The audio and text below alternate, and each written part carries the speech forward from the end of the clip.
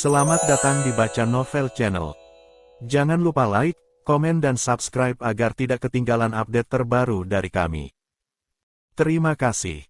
Kali ini, kita akan melanjutkan cerita yang menarik dari sebuah novel yang berjudul Naga Bumi Penakluk Langit. Selamat mendengarkan. Bab 8. Orang yang pernah kalah. Pagi di Kota Kuning selalu dimulai dengan suara bunyi roda gerobak di atas batu. Teriakan pedagang yang menjajakan sarapan. Langkah kaki orang-orang yang terburu-buru karena urusan, yang menurut mereka, paling penting di dunia. Kota ini tidak pernah benar-benar tidur, ia hanya beristirahat sebentar, lalu bangkit lagi dengan semangat yang sama. Li Wuchen berjalan di tengah semua itu dengan langkah yang santai.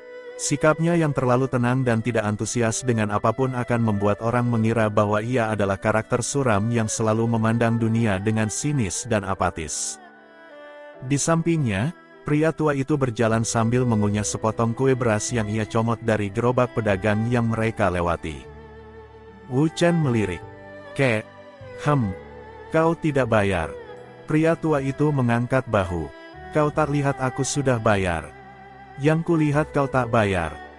Hanya karena kau tak melihat aku sudah bayar, belum tentu aku tak membayar, kan? Wu Chen tidak melanjutkan. Ia sudah cukup mengenal gurunya untuk tahu bahwa debat seperti ini tidak akan menghasilkan apa-apa selain sakit kepala. Mungkin benar, gerakan sang guru terlalu cepat untuk dapat dia lihat. Mungkin Pak Tua itu telah membayar namun ia tak melihat. Keduanya berjalan melewati pasar pagi yang ramai, lalu menyusuri jalan yang semakin sepi di arah timur. Bangunan-bangunan di sini lebih jarang, lebih tua, beberapa tampak sudah lama tidak ditinggali, dengan dinding berlumut dan pintu yang tertutup rapat. Tak kusangka ada bagian kota yang seperti ini, komentar Wu Chen. Ekspresinya menunjukkan perasaannya yang rumit. Bagian suram seperti ini akan selalu ada dimanapun. Tapi tak masalah. Lagi pula jarang ada yang mau mampir ke sini, kata pria tua itu dengan nada acuh tak acuh. Kenapa? Pria tua itu menggigit habis kue berasnya. Mengunyah dengan tenang, lalu menjawab, karena orang yang tinggal di sini tidak suka menerima tamu. Wu Chen menatap jalan di depannya. Lalu untuk apa kita ke sini kalau ujung-ujungnya akan diusir orang? Pria tua itu memasang wajah sok, tak akan terjadi. Di sini aku bukan tamu. Mereka berhenti di depan sebuah bangunan di ujung jalan buntu. Bangunannya tidak kecil, bahkan cukup besar untuk ukuran bangunan di bagian kota ini. Dindingnya terbuat dari batu hitam yang gelap, dengan atap melengkung yang ujung-ujungnya sedikit lapuk dimakan waktu. Tidak ada papan nama, tidak ada lampion, tidak ada tanda apapun yang menunjukkan bahwa seseorang tinggal di dalamnya. Namun dari balik tembok tingginya, terdengar suara yang teratur. Buk, buk, buk. Wu Chen mengenali suara itu. Suara seseorang yang berlatih. Pria tua itu berdiri di depan pintu kayu yang besar dan tebal. Ia tidak mengetuk, ia hanya berdiri diam selama beberapa saat, seperti orang yang sedang menunggu dikenali, bukan diundang. Suara latihan di dalam berhenti. Sunyi sejenak. Kemudian, suara langkah berat terdengar mendekat dari dalam. Pelan, teratur. Seperti langkah seseorang yang tidak pernah terburu-buru dalam hidupnya. Pintu itu terbuka. Pria yang berdiri di balik pintu itu berusia sekitar 40-an. Tubuhnya tidak besar, bahkan untuk ukuran seorang pendekar, posturnya tergolong biasa. Tinggi sedang, bahu yang tidak terlalu lebar. Rambutnya hitam dengan sedikit uban di pelipis, diikat sederhana ke belakang. Pakaiannya abu-abu polos, tanpa ornamen apapun. Yang tidak biasa adalah matanya. Bukan tajam, bukan pula lembut. Matanya adalah mata orang yang telah melihat terlalu banyak hal, dan memilih untuk tidak lagi terkejut oleh apapun. Si pemilik rumah memandang pria tua di depannya. Ekspresinya tidak berubah, tidak senyum, tidak juga dingin, hanya datar, dengan sejenis pengakuan yang tidak memerlukan kata-kata. Kau datang juga akhirnya, katanya.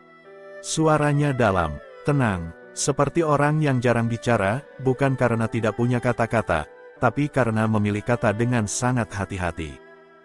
Pria tua itu menyeringai, sudah lama, Chen Baoli.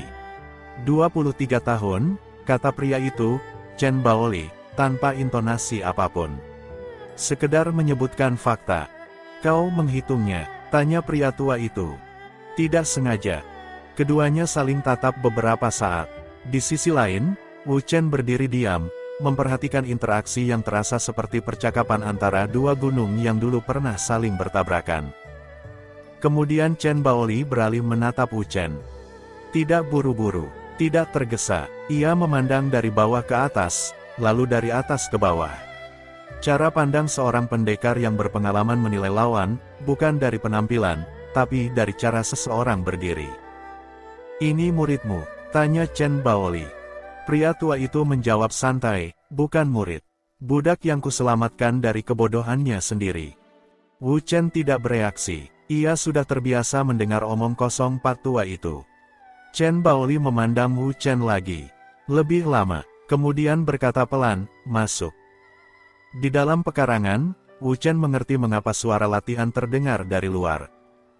Pekarangan itu luas dan kosong, tidak ada tanaman, tidak ada hiasan, tidak ada apapun selain tanah keras yang sudah padat diinjak ribuan kali. Di tengahnya, sebuah tiang kayu tebal berdiri setinggi 2 kali tinggi manusia. Permukaannya penuh bekas serangan, ada yang retak, bolong, dan bercak gelap yang mungkin campuran keringat dan darah yang sudah mengering bertahun-tahun. Di sudut pekarangan, ada rak kayu tempat berbagai benda aneh tersimpan rapi. Batu-batu berbagai ukuran, batang besi berdiameter berbeda, sebuah karung goni tebal yang kelihatannya diisi pasir atau batu. Wu Chen memandangi itu semua dengan ekspresi yang sedikit lebih hidup dari biasanya. Chen Baoli duduk di bangku kayu yang ada di bawah atap kecil di sisi pekarangan. Ia tidak menawarkan minuman, tidak pula mempersilakan duduk, namun ada 2 bangku lain di dekatnya, cukup jelas bahwa ia sudah tahu ada yang akan datang lebih dari sekadar dirinya sendiri. Pria tua itu duduk tanpa diminta. Wu Chen mengikuti. Aku dengar ada keributan di kota kemarin, kata Chen Baoli. Ada sedikit, jawab pria tua itu. Chen Baoli menatap Wu Chen. Zhao Linyan. Wu Chen mengangguk. Hasilnya, seri. Pria tua itu langsung menyanggah, bukan seri. Bocah ini sedikit lebih unggul. Zhao Linyan yang memilih berhenti. Wu Chen melirik gurunya. Aku tidak merasa begitu.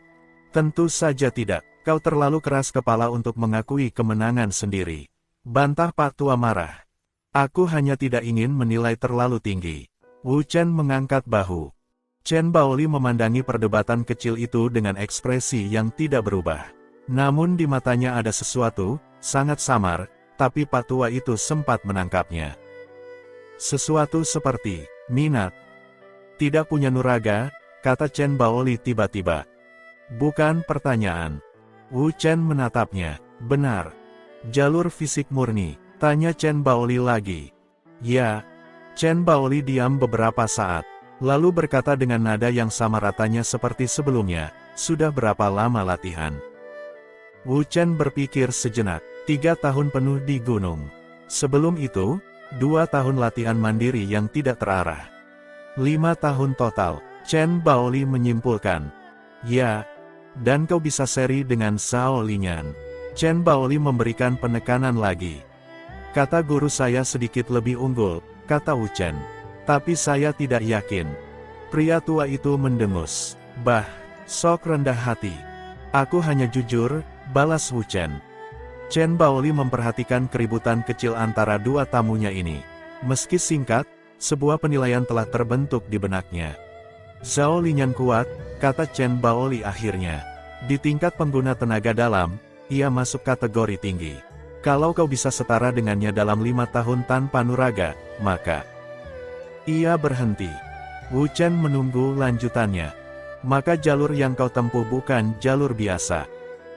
Pria tua itu meregangkan punggungnya. Sudah kubilang sejak awal, bocah ini bukan orang biasa.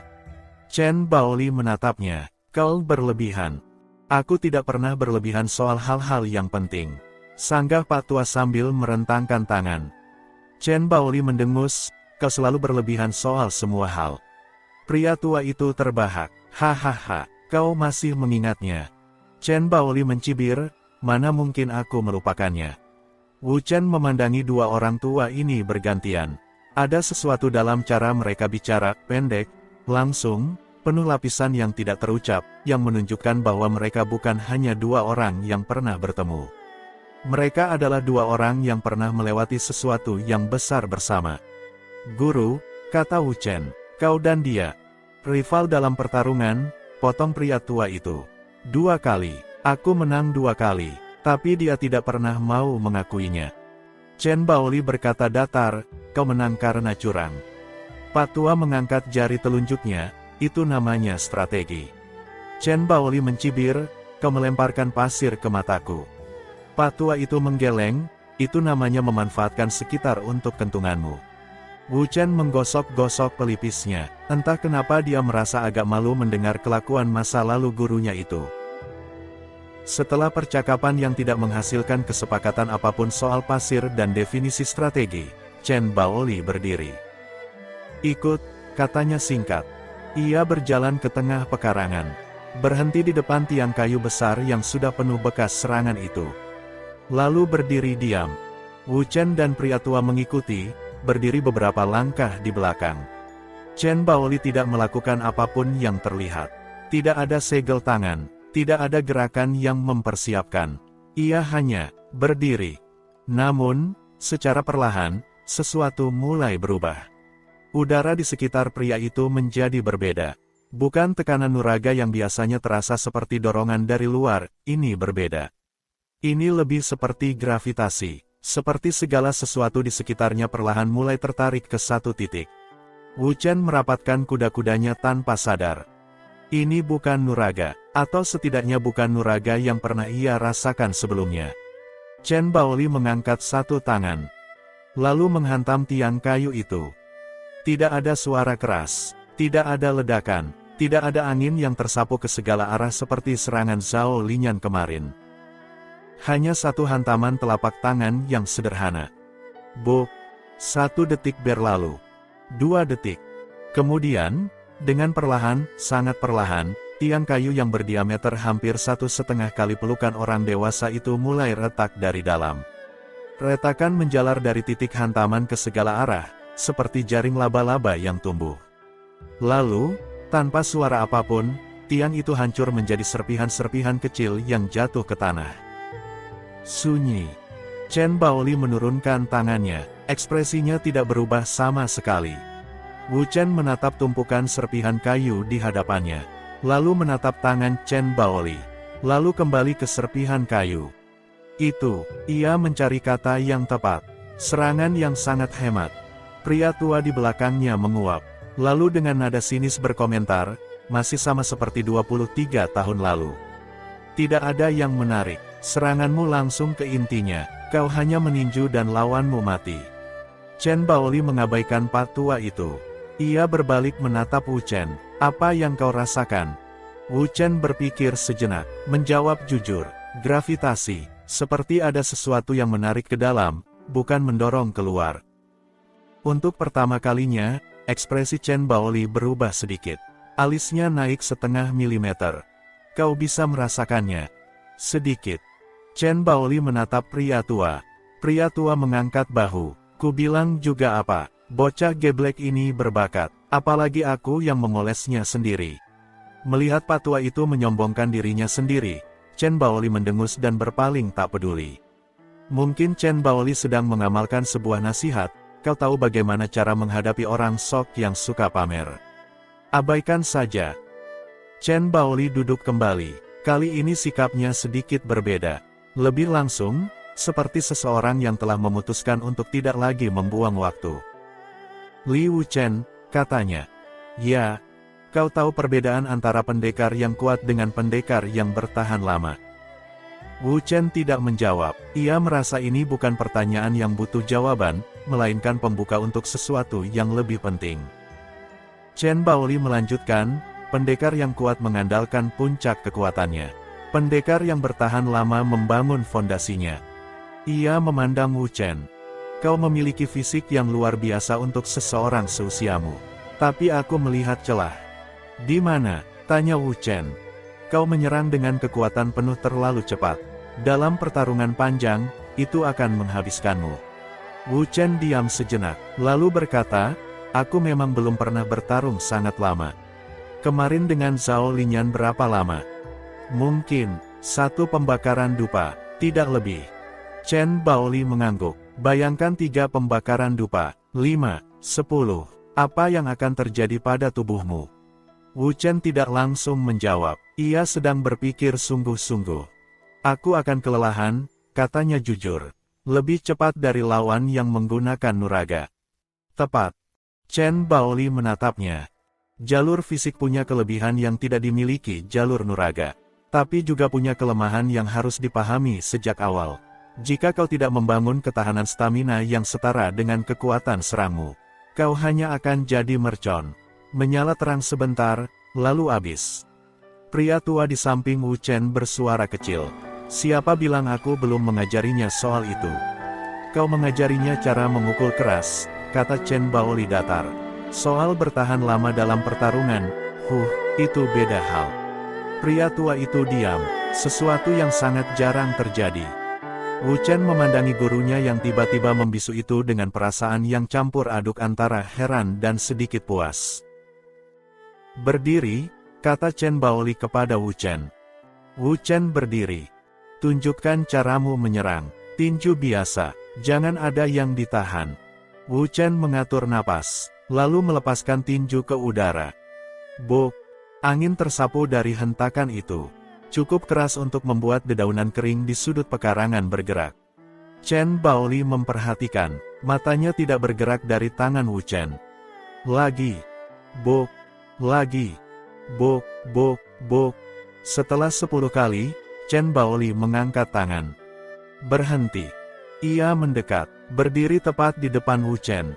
Jarak mereka sangat dekat, cukup untuk membuat kebanyakan orang tidak nyaman. Namun Chen Baoli tidak tampak peduli soal itu, dan Wu Chen juga tidak. Pergelangan tanganmu terlalu kaku saat menghentak. Ini memang menghasilkan kekuatan lebih besar pada satu titik. Tapi ini juga menyerap guncangan balik ke siku dan bahumu. Dalam pertarungan panjang, bahu kirimu akan bermasalah sebelum setengah jalan. Wu Chen berpikir, lalu berkata, bahu kiriku sudah bermasalah sejak kemarin. Chen Baoli menatapnya, Zhao Linyan. Serangan terakhirnya mengenaiku. Tapi kau tidak menunjukkan kelemahanmu, kan? Wu Chen mengangkat bahu, aku tak sebodoh itu. Chen Baoli diam sejenak, lalu berkata, buka bajumu. Pria tua di belakang langsung menegur, oi, Baoli. Kenapa muridku harus buka baju di depanmu? Kau tak tahu ada batas sopan santun. Chen Baoli tidak menoleh, namun ia mendamprat, kamu orang tua mesum. Aku ingin memeriksa lukanya. Oh, kata pria tua itu sambil kembali rebahan. Wu Chen membuka baju bagian atasnya. Di bahu kiri, ada memar biru kehitaman yang cukup lebar. Tidak ada tulang yang retak, jika ada, ia tidak akan bisa bergerak sepanjang semalam tadi. Tapi benturannya jelas meninggalkan dampak. Chen Baoli memeriksa dengan teliti.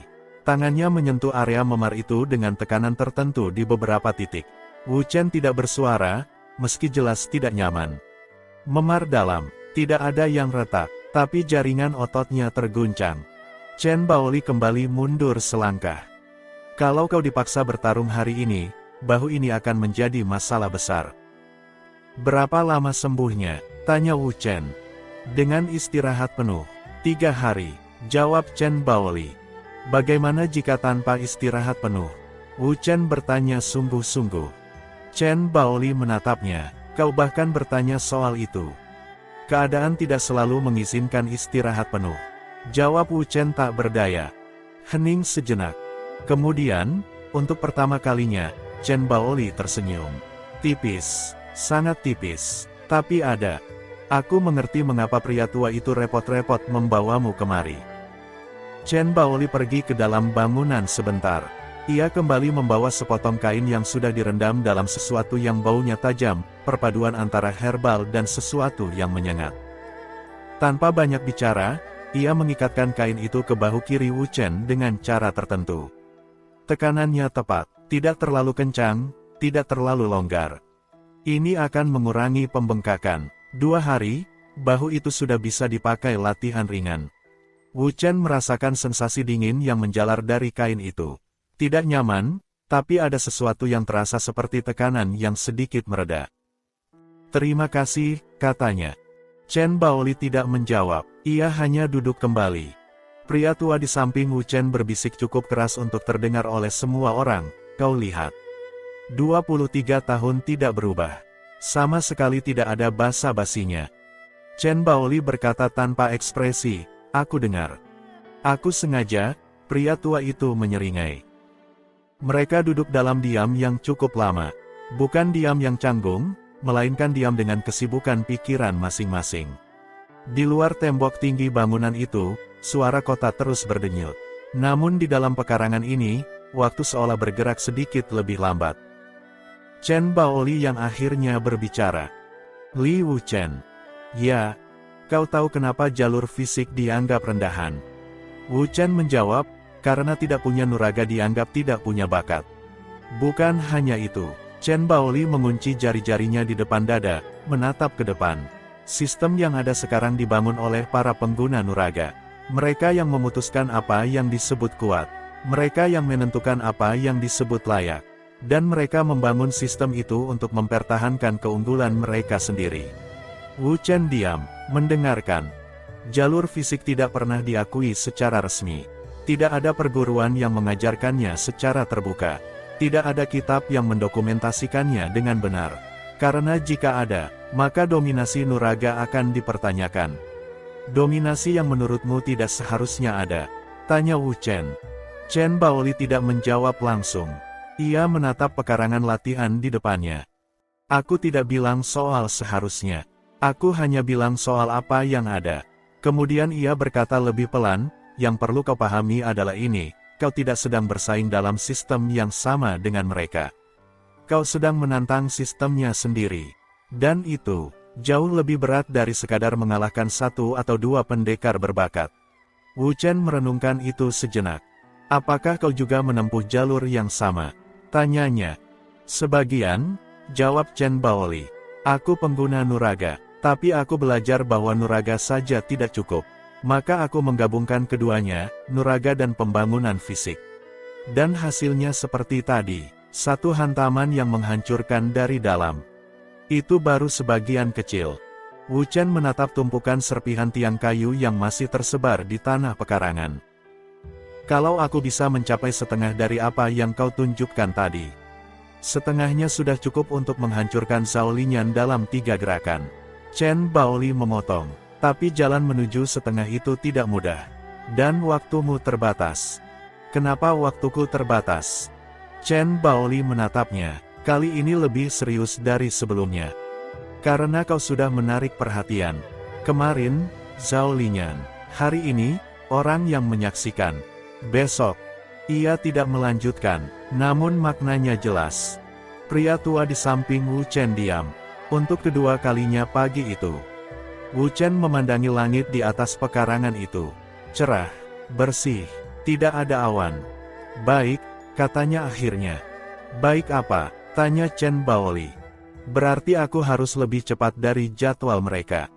Chen Baoli menatapnya beberapa saat, lalu berpaling ke arah pria tua. "Dia selalu seperti ini," kata Chen Baoli sambil memasang ekspresi seakan habis melihat hal yang aneh. Pria tua itu menyeringai lebar. Sejak hari pertama, matahari sudah mencapai titik tengah ketika Wu Chen dan pria tua meninggalkan kediaman Chen Baoli. Mereka berjalan kembali melewati jalan-jalan yang sama. Kali ini, Wu Chen lebih banyak diam dari biasanya.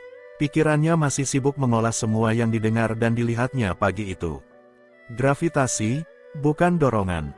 Fondasi, bukan puncak. Waktunya terbatas. Pria tua di sampingnya tidak mengganggu. Ia tampak paham bahwa saat ini bukan waktu untuk bercanda. Atau mungkin ia sendiri sedang memikirkan sesuatu. Mereka melewati pasar yang tadi pagi ramai namun kini lebih lengang karena matahari siang yang mulai terik. Beberapa pedagang menarik kanopi mereka lebih rendah. Pembeli berlalu lebih cepat, tidak mau berlama-lama di bawah panas. Di sebuah tikungan jalan, seseorang tiba-tiba berdiri tepat di hadapan mereka. "Zhao Linyan." Pria itu tidak membawa anak buah. Tidak membawa senjata yang terlihat. Hanya berdiri sendiri, dengan pakaian yang sama seperti kemarin namun kali ini tanpa ekspresi dingin yang dulu ia tampilkan. Matanya lebih biasa, lebih manusiawi. Wu Chen berhenti. Pria tua di belakangnya berhenti juga, dan langsung menguap malas. Zhao Linyan menatap Wu Chen sesaat, lalu berkata, "Aku tidak mencari masalah." "Tahu," jawab Wu Chen. Zhao Linyan tampak sedikit tidak nyaman, sesuatu yang jelas tidak biasa terjadi padanya. "Ada hal yang ingin kukatakan." "Aku siap mendengarkan," jawab Wu Chen. "Kemarin," Zhao Linyan menghela napas sebentar. "Pertarungan kemarin adalah pertarungan terbaik yang pernah kualami dalam 3 tahun terakhir." Sunyi sejenak. Wu Chen menatapnya, tidak berkomentar. Zhao Linyan melanjutkan, "Aku tidak mengakui kekalahanku. Tapi aku mengakui bahwa kau bukan orang biasa." "Aku tidak meminta pengakuan itu," kata Wu Chen datar. "Aku tahu." Zhao Linyan menatapnya lebih serius. "Justru karena itu, aku mengatakannya." Keduanya saling pandang beberapa saat. Di belakang Wu Chen, pria tua berbisik, "Ini sudah hampir mirip pertemanan." Mengharukan. Wu Chen dan Zhao Linyan keduanya menoleh dengan ekspresi yang hampir sama, ekspresi orang yang sedang berdoa agar pria tua itu tidak bicara lebih banyak lagi. "Ada satu hal lagi," kata Zhao Linyan. "Apa itu?" "Kota ini tidak simen yang terlihat." Suaranya mengambil nada yang lebih rendah. "Setelah kemarin, namamu sudah jadi perbincangan. Dan ada kelompok di kota ini yang tidak suka dengan hal-hal yang mereka tidak mengerti, hal-hal yang baru, yang tidak wajar." Wu Chen mengernyit tipis. "Siapa orang-orang itu?" Zhao Linyan tidak menjawab langsung. Ia melirik sekilas ke arah sekitar dengan gerakan kecil yang hampir tidak terlihat, tapi Wu Chen menangkapnya. "Kau pernah dengar nama klan Besi Langit?" Wu Chen menggeleng. "Bagus. Kalau bisa, tetap tidak usah kenal." Zhao Linyan bersiap berbalik. "Tapi kalau mereka yang mendatangimu duluan, maka saran dari pertarungan kemarin berlaku. Jangan tunda, jangan negosiasi." Setelah mengucapkan itu, ia melangkah pergi. Wu Chen memandangi punggung Zhao Linyan yang mulai menjauh.